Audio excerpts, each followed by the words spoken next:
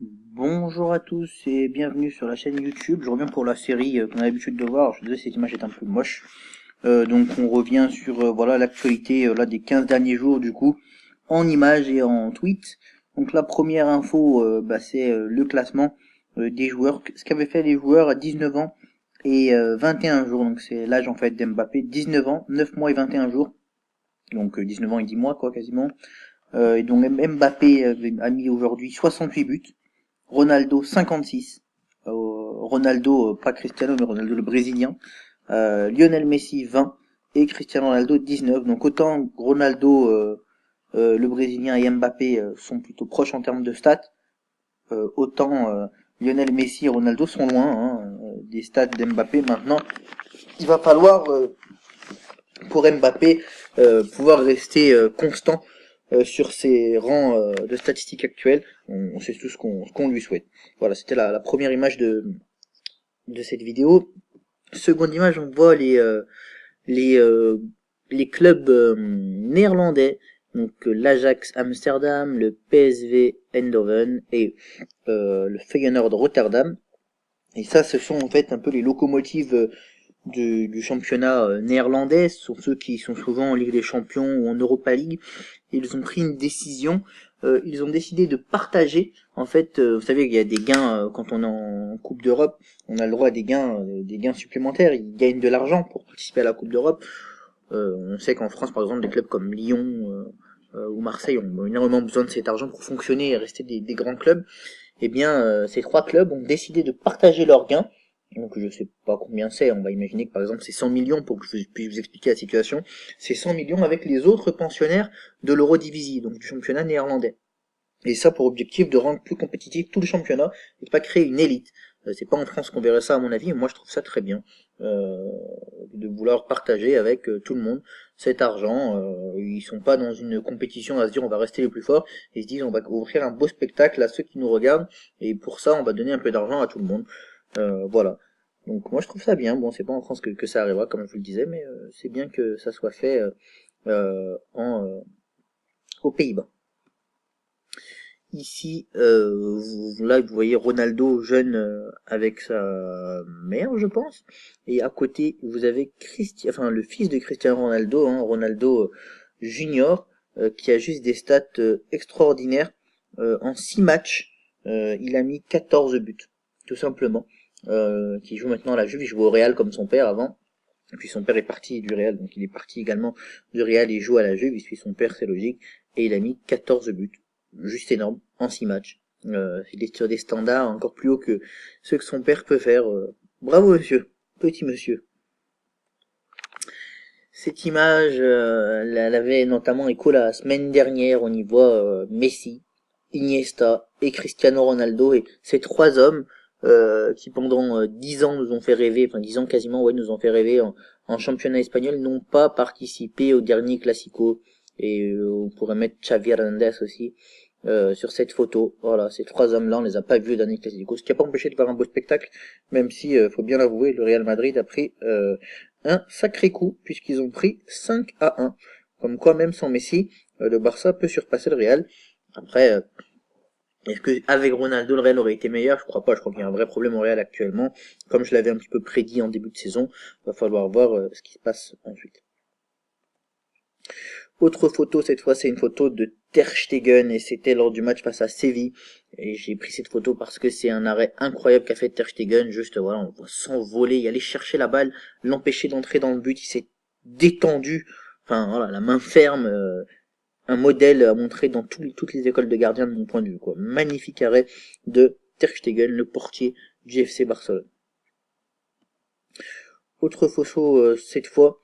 Euh, Ça, c'est une petite blague. Alors moi, je l'ai fait à des collègues, j'avoue, sur les réseaux sociaux, les supporters du Paris Saint-Germain notamment. Imagine, t'es arrêté et reconnu coupable. Le juge te propose deux options. A, 20 ans de prison. B, jusqu'à ce que le PSG remporte une Ligue des Champions. Alors, chacun son choix. Je me demande si je prendrais pas les 20 ans de prison, parce que vu ce que fait le PSG en Ligue des Champions, ces dernières années, ça risque d'être compliqué. Mais en tout cas, Il pourrait prendre plus de 20 ans à mon avis. En tout cas, ça m'a fait beaucoup rire, donc je voulais vous partager avec vous. Vous me dites ce que vous pensez, quelle option vous prendriez, vous en commentaire si ça vous intéresse, là ou la B. Moi perso j'ai choisi, je prendrais là. Autre photo cette fois, c'est celle de Pelé. Et oui, Pelé entouré notamment de Diego Armando Maradona. Et on le voit sur son fauteuil roulant. Alors fort heureusement, Pelé est encore en bonne santé et encore parmi nous. Mais il a fêté il y a peu ses 78 ans. C'est pour ça qu'on met sa petite photo ici. Ça fait mal de le voir sur un fauteuil roulant, bien évidemment. Notre ami Pelé. Mais voilà, 78 ans, cette star du football, l'homme avec le plus de coupes du monde. Voilà, un petit salut à Pelé. Autre photo, celle de Karim Benzema. Alors pourquoi Karim Benzema? On parle souvent de lui à la rubrique fait divers ces derniers temps, mais on peut aussi parler de lui à la rubrique football, puisqu'il est devenu le 4e meilleur buteur de la Ligue des Champions, le 4e.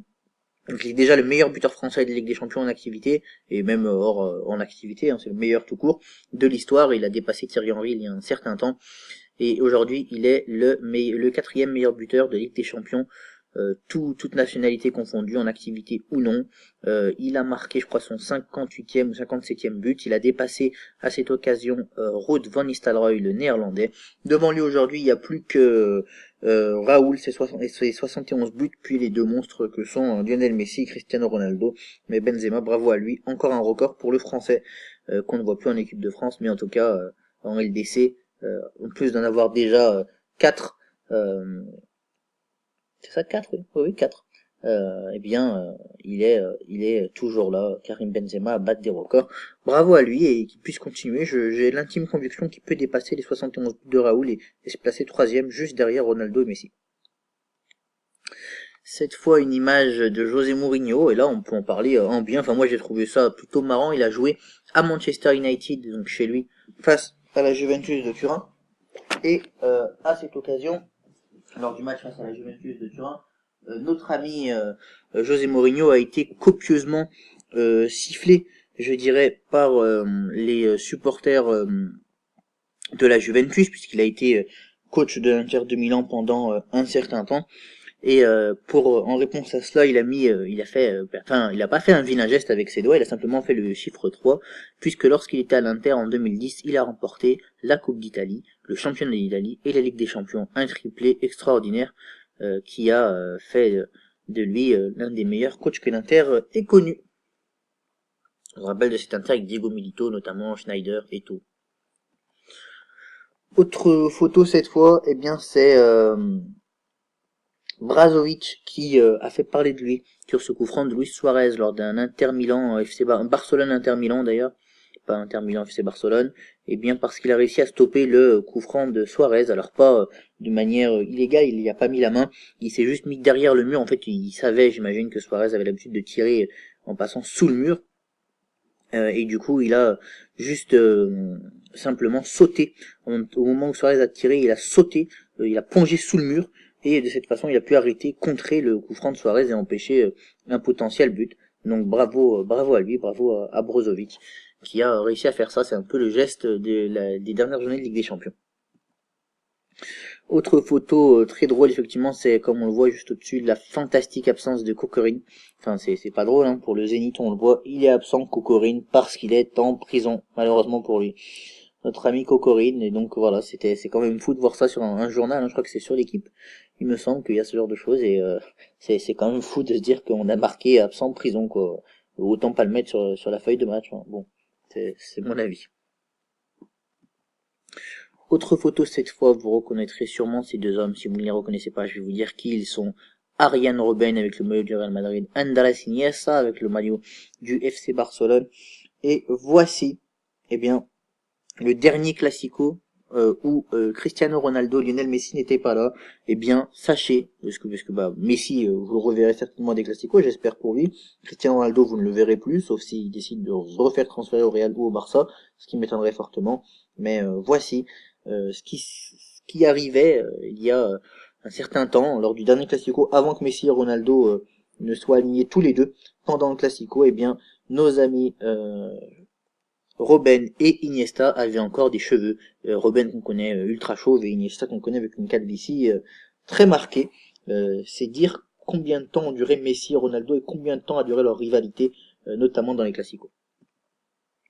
Autre photo, celle de Lopetegui. Lopetegui, suite à la défaite du Real Madrid face à Barcelone, 5-1, évidemment, il a été viré et il a quand même réussi un record, notre ami Lopetegui, c'est à être viré des 2 plus grandes instances du football espagnol en moins de 6 mois. En juin, juste avant la Coupe du Monde, il faisait virer de l'Espagne parce qu'il annonçait son départ au Real Madrid publiquement.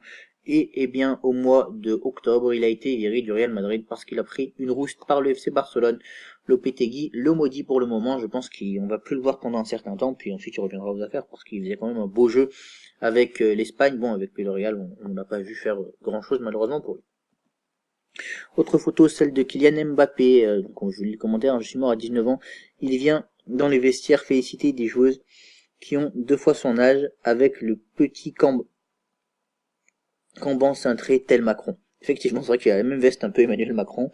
Et là, il vient voir les féminines du Paris Saint-Germain pour les féliciter pour leur qualification en Ligue des Champions féminines. Je sais plus à quel stade elles sont qualifiées. Quoi qu'il en soit, effectivement, on dirait qu'il va faire un discours ou proposer une double prime aux joueuses. C'est toujours très drôle de se dire que ces femmes sont certainement plus âgées que lui, il a que 19 ans. Certaines pourraient peut-être même être... non, peut-être pas alors sa mère, j'abuse, mais c'est ses grandes sœurs en tout cas. C'est assez drôle d'ailleurs sur Instagram, si vous avez Mbappé sur Instagram, ses collègues Thomas Meunier, Blaise Matuidi ne sont pas gênés pour le vanner totalement en commentaire, c'était très drôle. Autre photo cette fois, celle de Neymar, Cavani et Mbappé. Oui, c'est un beau trio d'attaque, mais c'est parce qu'il y a un scandale autour du PSG. Visiblement, le Qatar aurait investi de manière illégale. En fait, l'État du Qatar aurait investi tout simplement 1,8 milliard d'euros dans le Paris Saint-Germain, ce qu'ils n'ont pas le droit de faire, puisque un club ne peut pas appartenir à un État, et donc ils ont pas mal de soucis avec l'UEFA qui devrait arriver. De plus, l'attribution de la Coupe du Monde est également remis en doute. On dirait que certains disent que Sarkozy aurait œuvré avec Platini et Infantino, le président actuel de la FIFA, pour donner la Coupe du Monde au Qatar. Enfin, un démêlé judiciaire assez compliqué. Ça promet pour les prochaines semaines du Paris Saint-Germain. Il va falloir vigiler cela. Il pourrait y avoir des sanctions, notamment d'un point de vue sportif et financier. Il va falloir voir ce qui se passe. Ici, vous avez le président de Leicester, le regretté président de Leicester, qui est mort suite au match entre Leicester et West Ham. Il est décédé d'un crash d'avion. Le milliardaire qui tient le club de Leicester, qui nous a quitté malheureusement suite à un accident tragique. Voilà, hommage à lui, RIP.